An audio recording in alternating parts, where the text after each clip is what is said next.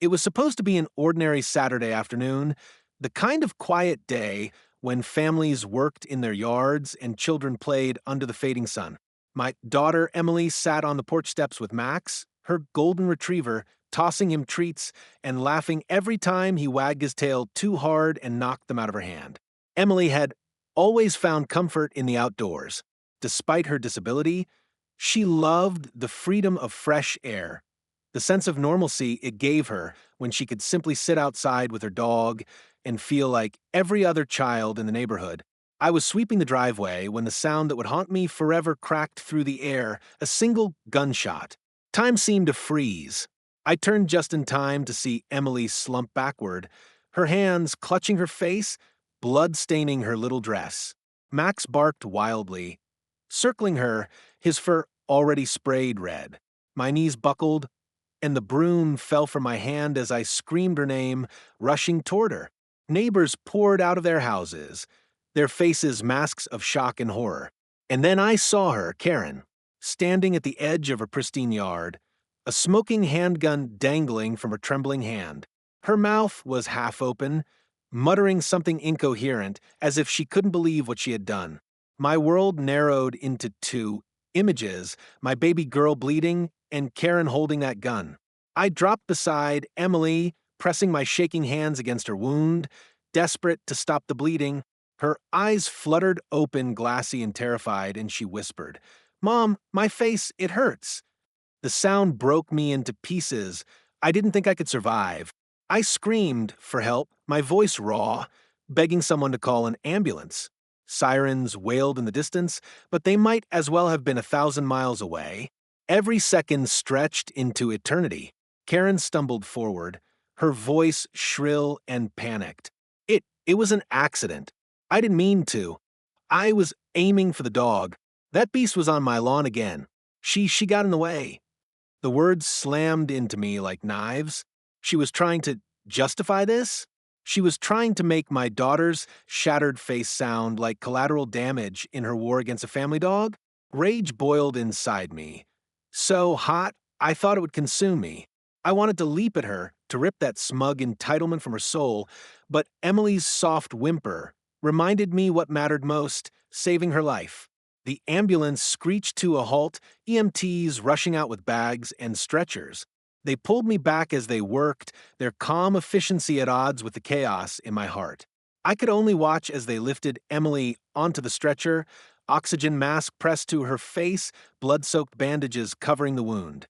She looked so small, so fragile, and for the first time in years, I felt completely powerless. Police swarmed the scene, their voices sharp as they questioned Karen, who still clutched the gun like it was her golden ticket out of accountability. "It was a mistake," she cried. "You can't blame me. She shouldn't have been crawling around like that. I thought it was the dog."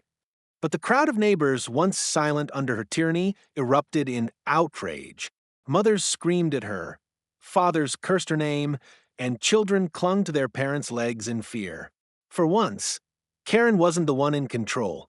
As the ambulance doors slammed shut, I caught one last glimpse of Karen's pale face. Her lips were still moving, still insisting it wasn't her fault. But deep inside, I knew this wasn't just an accident. This was hate. This was recklessness. This was years of cruelty boiling over until it spilled in blood across my daughter's face. And as the ambulance sped away, carrying my child to a future that had just been stolen from her, I swore that Karen would not walk away from this unscathed. The hospital became our second home in the weeks that followed, its sterile white walls and constant beeping machines wrapping around us like a suffocating cocoon. Emily underwent surgery after surgery, the doctors working tirelessly to repair the damage done by a bullet that should never have been fired. I sat by her bed every night, holding her hand as she drifted in and out of consciousness, her once bright smile hidden behind bandages and swelling. Every time she asked in her fragile voice, "Mom, will my face ever be the same?" my heart cracked a little more. I wanted to tell her yes, that everything would return to the way it was, but lies stuck in my throat. All I could do was whisper, "You're still the most beautiful girl in the world, my brave Emily," and pray she believed it. But while my daughter fought for her life, Karen was already at work trying to twist the narrative. She told police it had been a tragic mistake, that she had only meant to scare off our dog because it was terrorizing the neighborhood. She cried crocodile tears, paraded herself as a misunderstood neighbor, and even had the audacity to suggest Emily's injury was partially my fault for letting her crawl around like that. Her arrogance was unbearable. But what shook me to my core was the possibility that the system might let her get away with it. After all, how many times had Karen bullied others and walked away untouched? This couldn't be another one of those times. The night I learned Karen had been released on bail, I sat in my car in the hospital parking lot, staring at the steering wheel until my vision blurred. Rage coursed through me. She was home, sleeping in her own bed, while Emily lay in a hospital room with wires and tubes keeping her alive. That was the moment I decided I would fight this with everything I had. I contacted lawyers, reached out to advocacy groups, and gathered every witness statement from the night of the shooting. Neighbors who had once been too afraid to speak against Karen now came forward in droves, their voices trembling with anger and guilt. "We should have stopped her long ago," one woman told me, tears in her eyes. "She's tormented everyone here. But what she did to Emily, it's unforgivable." The community's silence was finally broken, and the truth was spreading faster than Karen could contain it. Court hearings followed, each one a battlefield. Karen sat at the defense table, her hair perfectly styled, her mouth twisting into expressions of false sorrow whenever the jury glanced her way. But I saw the venom in her eyes, the same venom that had poisoned our neighborhood for years. She tried to argue that she had been protecting the community, that Emily's disability made her movements confusing and led to the mistake. Her lawyer painted her as a responsible citizen, unfairly targeted by an emotional mob. But every time Karen opened her mouth, the jury's faces hardened. Because sitting in that courtroom, pale and scarred but unbroken, was Emily. My daughter testified with a strength I didn't know she had, her small voice steady as she said, "She looked right at me. She knew it was me, and she still pulled the trigger." Gasps echoed through the courtroom, and even the judge had to pause to regain composure. That moment shattered any illusion Karen had tried to build. Outside the courthouse, the media had gathered, their cameras capturing Emily's bravery and the community's outrage. Headlines called her the girl who stood against cruelty, and suddenly we weren't fighting alone anymore. Donations poured in for Emily's medical care, letters of support arrived from strangers across the country, and our story became a symbol of resilience against unchecked power. For the first time in months, I felt hope, not just for justice, but for Emily's future. Yet Karen remained unrepentant, her defiance burning even as the walls closed in. On the final day of testimony, as evidence piled against her, she whispered loud enough for me to hear, "You'll regret this. People like me don't lose." But as I looked around at the faces of the jury, the judge, and the neighbors who had finally united against her, I realized Karen was wrong. People like her do lose, because the truth always rises no matter how deep someone tries to bury it. And when the verdict came, I prayed it would finally give Emily the justice she deserved. Her small fingers wrapped tightly around mine, as if she could anchor herself to the moment. The judge's voice seemed to echo from far away as he read through the charges: reckless endangerment, aggravated assault with a deadly weapon, and attempted manslaughter. Karen sat rigid at the defense table, her once proud posture shriveled into something fragile, but still venomous. Her eyes darting desperately toward the jury, as if one sympathetic glance might save her. But there was none. The foreman stood, his voice clear and resolute.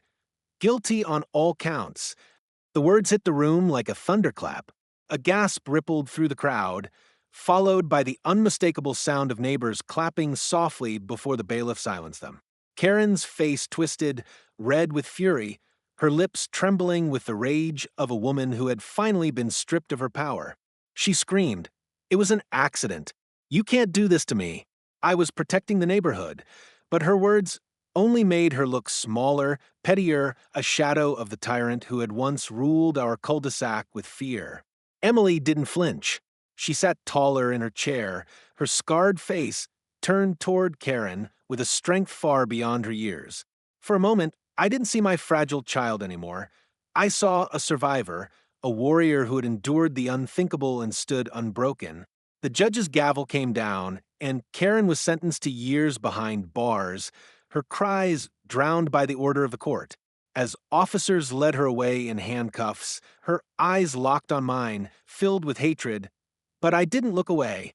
I held her gaze until the doors closed behind her, silently promising that she would never again harm my daughter or anyone else.